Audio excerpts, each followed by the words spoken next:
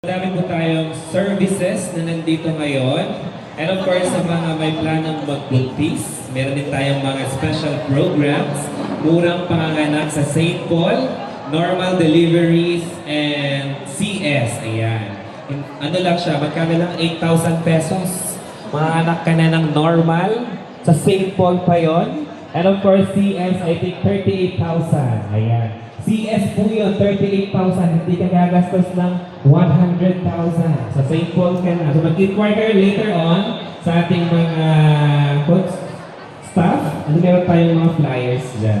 And once again, welcome sa ating Health and Wellness Fair. This made possible, of course, through the generosity of our dear sisters. Palakpakan naman natin ang ating PhD sisters led by Sister Maria Celeste Rivas, SPC. And of course, ang ating mga sisters na nandito ngayon. And gusto namin pasalamatan din ang ating mga valued pharmaceutical partners. Kaway-kaway naman sa ating mga pharmaceutical partners. Private Pharma and Medical Supplies Distribution.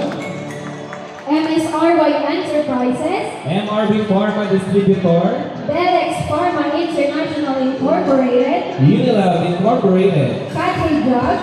Taisho Pharmaceutical. Providencia Medica. Norped Pharma and Medical Supplies Distribution. Just Right. J Health Needs. Natrafarm INC. CGC Well Pharmacy. Sanovex Pharmaceuticals. Glorious Dexa. And of course, we have SM City Tugigaraw and Pagunaran Sounds and Lights. Thank you so much. Now, Sir RK, may quick question lang ako. Napapansin mo ba kung ilang beses kang huminga everyday? Hindi, ako hindi ko naman binibilang kung paano ko huminga. Oh, exactly. Kasi we breathe every single moment without even thinking about it. Pero minsan, dahil automatic ang paghinga natin, nakakalimutan nating bigyan ng atensyon ang health ng ating lungs. And that's why our topic today is very important. We're going to talk about lung health, especially asthma and vaping. Sino nagve-vape dyan? Taas. May prize. May prize. Okay, sinong may asthma? May asthma ba kayo? Or yung kasama yung sa bahay? Or yung classmate mo nagve-vape? Ayan, malalaman natin kung ano ang dulot ng vape. And especially sa ating younger audience today, students or young adults, listen closely because this is something that concerns all of us. Ayan, marami tayong nakikita online, especially when it comes to vaping and asthma. So today, let's learn from our health professionals and separate the facts from the myths. So ipakilala na natin ang ating first speaker, Jillian. It is my privilege to introduce our resource speaker, Dr. Delilah Pamitan Reyes, MD FPCCP, a distinguished internal medicine specialist and pulmonologist. Dr. Pamitan Reyes completed her fellowship training in pulmonology at the UP Philippine General Hospital. She currently serves as head of the respiratory unit of St. Paul Hospital Tuguegarao and heads the hospital tobacco control and smoking cessation counseling program of CVMC. She is also the president of the Philippine College of Chest Physicians Northeast Luzon chapter for 2025 to 2026. And is an active consultant in several medical institutions in the region. Ladies and gentlemen, please join me in warmly welcoming Dr. Delilah Pamitan Reyes. Thank you. Good afternoon, everyone. But before anything else, happy anniversary, HPHT. Okay? And on behalf of the Philippine College of Chest Physicians, Northeast Luzon Chapter, I would like to sincerely thank the hospital staff for giving us this privilege to have our advocacy campaign on two equally important topics, that's vaping and asthma. And this is also in commemoration of the National Lung Month. So I know this time of the day is more conducive for what? I don't think for listening to us, no? So, it's more conducive, I think, for power nap. Kasi after lunch, di ba? Yung circadian rhythm, no? We tend to be sleepy.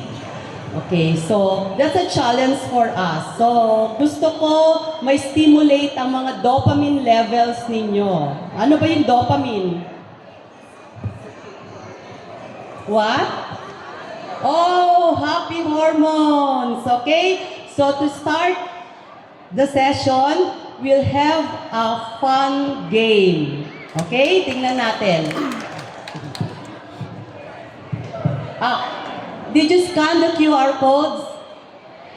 Yes. So no judgment, ha? This is your safe space at the moment. So please answer it as honestly as possible. Okay? So this is the fun game. This is the mechanics. I prepared 10 statements. No, I'm pretty sure you're already knowledgeable enough. Ang mangyayari lang, eto, meron tayong thumbs up.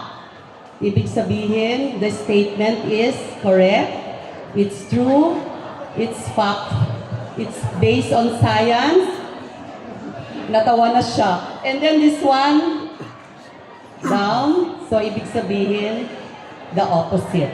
Okay? So, ngayon, after each statement, this is just a matter who can follow the instruction properly and the fastest. Ganun lang, ha? So, after each statement, the first participant to stand up. Ayoko nang tumatakbo. Baka mamaya may orthopedic na, no? You just stand up where you are seated, raise both hands, and we have ushers and usherettes to bring you here in front. Okay? And choose kung ano ang sagot nyo. Malinaw? Okay. Okay, first statement. Vape is just water. Oh, nasaan na yung mga dopamine? Vape is just water. Sino na? Okay, please. Okay. Pili ka lang.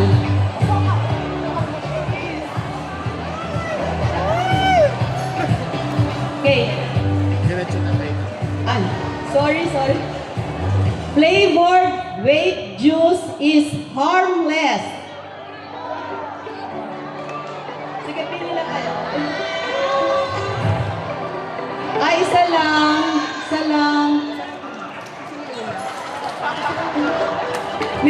May 8 pa. Okay. Vaping has no harmful effects. Follow instruction. Dapat tapos muna yung statement. Oh.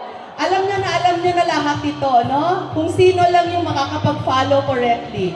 Okay, number 4. Because vape smells good, it is safe.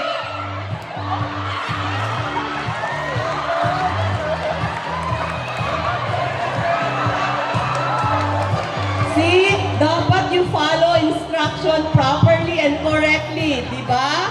Oh, may limpak na ano yan, na prize, di ba, Alfred?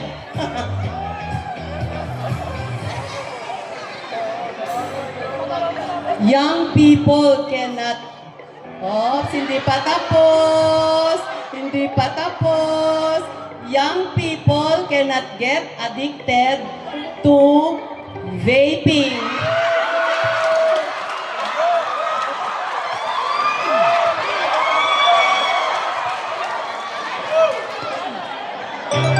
O sige, sobra na yung dopamine level nila. Number 6, vaping is the best way to quit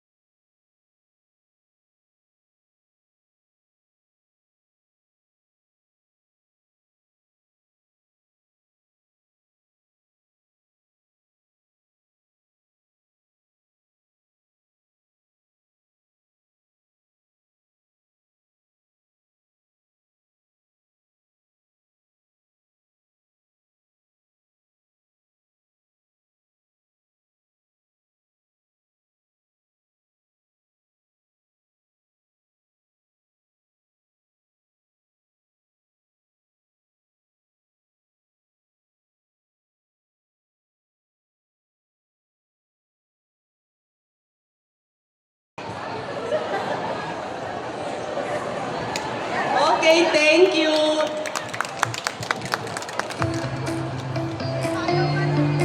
These are all myths. Okay? So, pag-uusapan natin yung mga science behind it. Okay? So, ang challenge sa akin ngayon, very high ang dopamine na, no? Okay na? So, ang challenge sa akin ngayon is how to keep that dopamine level going. Okay? So, did you answer all the QR?